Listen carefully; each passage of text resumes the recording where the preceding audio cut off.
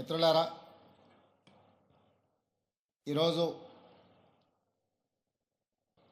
ఒక మంచి eco tourism పార్క్ను ప్రారంభించడానికి, ఎకో టూరిజంను ఒక మంచి పర్యాటక కేంద్రంగా, వ్యాపార దృక్పథం కాకుండా ఒక పర్యాటక క్షేత్రంగా తయారు చేసి రామ్దేవ్ గారు దాదాపుగా 25 సంవత్సరాల తన అనుభవాన్ని, ఆదాయాన్ని ఈ 150 ఎకరాలలో ఒక మంచి పార్కును ఏర్పాటు చేసి ఈ కార్యక్రమం ప్రారంభోత్సవానికి నాతో పాటు మెగాస్టార్, కేంద్ర మాజీ మంత్రివర్యులు, మనందరి అభిమాన నాయకుడు చిరంజీవి గారిని ప్రత్యేకంగా ఆహ్వానించి, అదేవిధంగా తెలంగాణ మంత్రివర్యులు జూపల్లి కృష్ణారావు గారిని, అదేవిధంగా చీఫ్ విప్ శాసనమండలి పట్నం మహేందర్ రెడ్డి గారిని, లోక్సభ సభ్యులు మిత్రుడు సీఎం రమేష్ గారిని, రాజ్యసభ సభ్యులు అనిల్ కుమార్ యాదవ్ గారిని, శాసనసభ్యులు మల్రెడ్డి రంగారెడ్డి గారిని, స్థానిక శాసనసభ్యులు కాలే యాదయ్య గారిని, ఇతర రంగారెడ్డి జిల్లా నాయకులందరినీ ఆహ్వానించి ఒక మంచి కార్యక్రమాన్ని ఏర్పాటు చేయడం జరిగింది. వాస్తవంగా మా ప్రభుత్వం ఏర్పడ్డ తర్వాత అధికారులతో, మంత్రులతో చర్చించి తెలంగాణ రాష్ట్రం ఐటీ, ఫార్మా రంగాలలో రాణించడం, ఇన్ఫ్రాస్ట్రక్చర్ రంగాలలో దేశంలోనే ప్రముఖ సంస్థలు తెలంగాణ రాష్ట్రం నుంచి ఈరోజు నిర్మాణ రంగంలో రాణించినాయి. ఇక తెలంగాణ రాష్ట్రానికి కావలసింది temple tourism, health tourism, eco tourism. ఒక రాష్ట్రం యొక్క ఆదాయం పెరగాలి, ఒక రాష్ట్రానికి గుర్తింపు రావాలి అని అంటే పరిశ్రమలు, పెట్టుబడులే కాదు, ఆ రాష్ట్రంలో ఉన్న టెంపుల్ టూరిజం, ఎకో టూరిజమే ఆ రాష్ట్రం యొక్క ఆదాయాన్ని పెంచడమే కాకుండా రాష్ట్రం యొక్క గుర్తింపు, గౌరవాన్ని కూడా పెంచుతుంది. ఈరోజు మనకు సంబంధించిన మిత్రులు కావచ్చు, బంధువులు కావచ్చు, చాలామంది వాళ్ళ పిల్లల పెళ్ళిళ్ళు చేయాలన్నా, శుభ కార్యక్రమాలు ఏమైనా చేయాలి అని అంటే మన ప్రాంతం కాకుండా రాజస్థాన్కో లేకపోతే ఇతర దేశాల్లోకి వెళ్ళి అక్కడ కార్యక్రమాలు చేసుకుంటున్నారు. దానికి ప్రధానమైన కారణం ఆ ప్రాంతంలో ఉండే టెంపుల్ టూరిజం, అదేవిధంగా ఎకో టూరిజం. వీటితో పాటు ఎవరిని కదిలిచ్చినా మన వాళ్ళని బెంగళూరు జిందల్లో జాయిన్ అయినాను కొంతకాలము అని చెప్పి చెప్తూ ఉంటారు. మనం ఈరోజు మందిరాలను దర్శించుకోవాలంటే తమిళనాడుకో ఇతర రాష్ట్రాలకో వెళ్తున్నాం. ఫారెస్ట్లో ప్రకృతి సహజ వనరులను చూడాలి అంటే మధ్యప్రదేశో లేకపోతే ఇతర రాష్ట్రాలకు వెళ్తున్నాం. అదేవిధంగా హెల్త్ టూరిజం విషయంలో కూడా మనం ఎక్కడెక్కడికో వెళ్ళాల్సిన పరిస్థితి. కానీ అన్ని సహజ వనరులు ఉన్న తెలంగాణ రాష్ట్రంలో ఇప్పటి వరకు ప్రభుత్వాల దృష్టి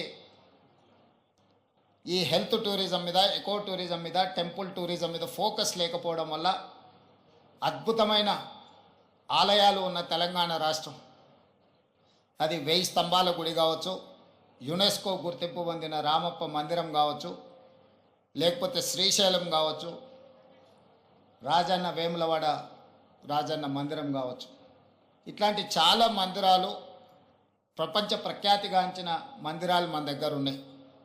ఈరోజు కవాల్ కావచ్చు, tiger reserve forest, Nallamala tiger reserve forest కావచ్చు, జూపల్లి కృష్ణారావు గారు ప్రాతినిధ్యం వహిస్తున్న కొల్లాపూర్ ప్రాంతం, నల్లమల అటవీ ప్రాంతం, కృష్ణానది జలాలు ప్రవహిస్తున్న ప్రాంతం. అక్కడ మందిరాలకు, అక్కడ ప్రకృతి సహజ వనరులకు కొదవలేదు. మల్లెల తీర్థం లాంటి ప్రాంతాలు మన దగ్గర ఉన్నాయి. కానీ వీటికి ఇవ్వాల్సినంత ప్రాధాన్యత, తీసుకురావాల్సినంత గుర్తింపు తీసుకురాకపోవడం వల్ల మన రాష్ట్రంలో temple tourism, eco tourism, health tourism వెనుకబడుతున్నది. ఈరోజు ఎకో టూరిజంలో టూరిజం పాలసీని ఈ మధ్యలోనే శాసనసభలో మనం చర్చించినాం. దానికి మంత్రి జూపల్లి కృష్ణారావు గారే ఆ పాలసీ తయారీలో కీలక పాత్ర పోషించారు. రాబోయే కొద్ది రోజుల్లో టూరిజం పాలసీని తీసుకొచ్చి టూరిజం పాలసీలో ఎకో టూరిజంను ప్రోత్సహించాలని ఈరోజు మన ప్రభుత్వం ముందుకు వెళ్తున్నది. కానీ ప్రభుత్వానికంటే ముందే ఎకో టూరిజం ఈరోజు రామదేవరావు గారి ఏర్పాటు చేసిన 150 ఎకరాలలో ఒక అద్భుతాన్ని సృష్టించిండు.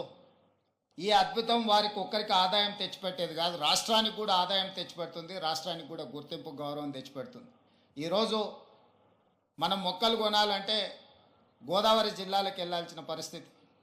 ఎవరైనా జూబ్లీహిల్స్, బంజారాహిల్స్ లేదా ప్రముఖులు ఎవరైనా ఇల్లు కట్టుకుంటున్నారు అని అంటే గోదావరి జిల్లాల నుంచి మొక్కలు తెప్పించుకునే పరిస్థితి నుంచి ఈరోజు వికారాబాద్, చెవెళ్ళ ప్రాంతం నుంచే ఎవరు ఇల్లు కట్టుకోవాలన్నా, ఇంతకుముందు పెద్దలు చిరంజీవి గారు చెప్పారు, 20 సంవత్సరాల క్రితమే వాళ్ళు ఇల్లు కట్టుకున్నప్పుడు జూబ్లీహిల్స్లో ఒక ప్రత్యేకమైన మొక్కల్ని పెట్టాలి అంటే రామ్దేవ్ గారి దగ్గర నేను తీసుకున్నాను.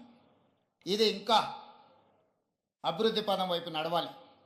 ఈరోజు ఇక్కడ జరిగిన అభివృద్ధి ఇక్కడ మన కళ్ళకు కనిపిస్తున్నది 30%. నేను అనుకోవడం ఇంకొక సంవత్సరంన్నర తర్వాత ఇది ఒక అద్భుతమైన పర్యాటక క్షేత్రంగా మారుతుంది అనడంలో ఎలాంటి సందేహం లేదు.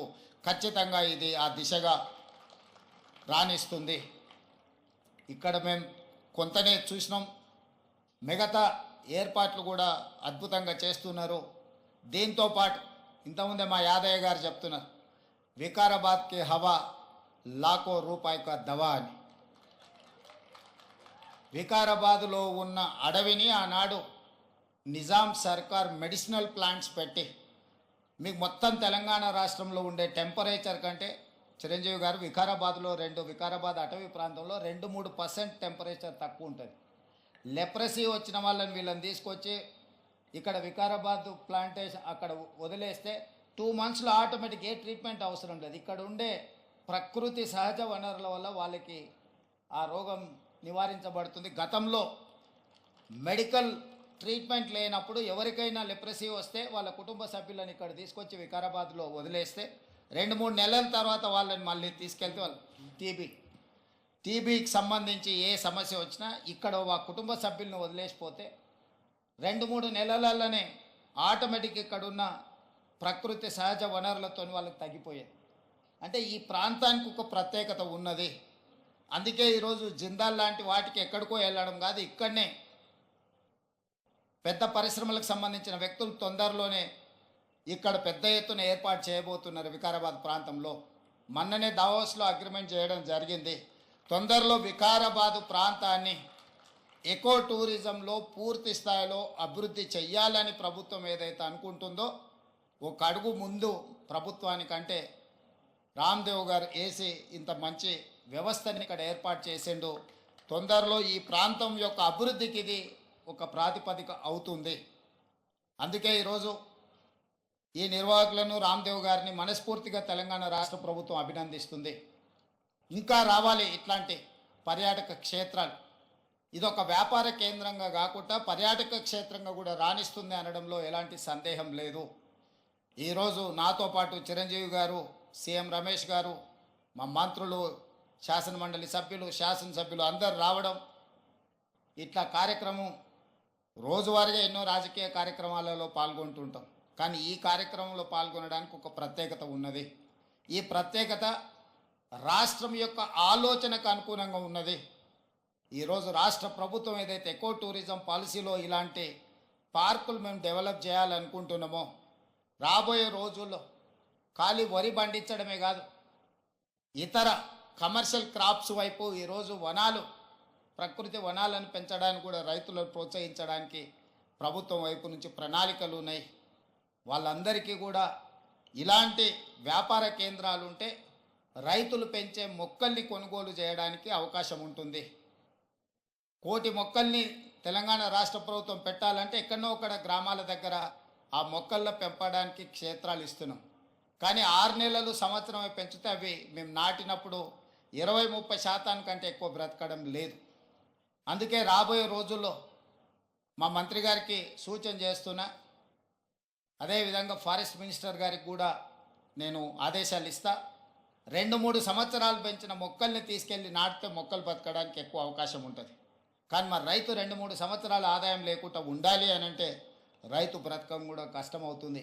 అందుకే దానికి తగ్గట్టుగా ధర చెల్లించి రాష్ట్ర ప్రభుత్వమే కొనుగోలు చేసి రాష్ట్ర ప్రభుత్వం నాటే హరితహారం మొక్కల్ని 3 సంవత్సరాలు 4 సంవత్సరాలు పెంచిన పెద్ద మొక్కల్ని నాటితే అది ఒక్క సీజన్లో మనం కాపాడుకోగలిగితే చాలు, అది తప్పకుండా చెట్టుగా వృక్షంగా మారే అవకాశం ఉంటుంది. అందుకే రాబోయే రోజుల్లో ప్రభుత్వం యొక్క విధి విధానాలను చర్చించుకొని వాటిని సవరించుకొని తెలంగాణ రాష్ట్రాన్ని ఒక ప్రకృతి వనంగా మార్చాలని. అక్కడ రామయ్య గారు ఉన్నారు, ఒక సామాన్యమైన రైతు. మీరందరూ వారు ఎవరో అనుకోవచ్చు. రామయ్య గారు ఆయన ఒక వ్యవసాయ కుటుంబం నుంచి వచ్చి మొక్కలు నాటే కార్యక్రమంలో భారత ప్రభుత్వం వారికి పద్మశ్రీ అవార్డు ఇచ్చింది. చిరంజీవి గారు రాణిస్తే చిరంజీవి గారికి పద్మభూషణ్ ఏ విధంగా ఒక రంగంలో రాణిస్తే ఇచ్చిండ్రో, ఒక రైతు కూడా మొక్కలు నాటడంలో రాణించినందుకు రామయ్య గారికి ఆ గుర్తింపు వచ్చింది. ఖమ్మం జిల్లాలో ఒక మారుమూల ప్రాంతంలో ఉండే ఒక వ్యవసాయ రైతు మొక్కలు నాటడం వల్ల పద్మశ్రీని సాధించిండు. అంటే ఒక కమిట్మెంట్, డెడికేషన్ ఉంటే ఈ ప్రభుత్వాలు గుర్తిస్తాయి, ప్రోత్సహిస్తాయి. రామయ్య గారు లాంటి వాళ్ళని మనం ఆదర్శంగా తీసుకోవాలి. అందుకే ఈ మధ్యకాలంలో కేంద్ర ప్రభుత్వాన్ని కలిసినప్పుడు మాకే నాంపే ఎక్ పేట్ అంటే తల్లి పేరు మీద విద్యార్థులందరూ ఒక మొక్కను నాటి దాన్ని సంరక్షించాలనే ఒక విధానాన్ని ముందుకు తీసుకొస్తున్నాము. ప్రతి విద్యార్థి తమ కన్న తల్లి పేరు మీద ఒక మొక్క నాటి ఆ స్కూల్లో ఆ మొక్కను కాపాడితే కొన్ని లక్షలాది కోట్లాది మొక్కల్ని ప్రతి సంవత్సరం మనం పెంచుకుంటూ పోవచ్చు. ఇట్లాంటి వినూత్నమైన కార్యక్రమాలను ప్రభుత్వం తీసుకురావాలనుకుంటుంది. తొందరలోనే ఈ విధి విధానాలతో ముందుకు వస్తాం. ఏది ఏమైనా రామ్దేవ్ గారిని మనస్ఫూర్తిగా అభినందిస్తున్నా. ఒక మంచి పర్యాటక క్షేత్రంగా దీన్ని తీర్చిదిద్దండి.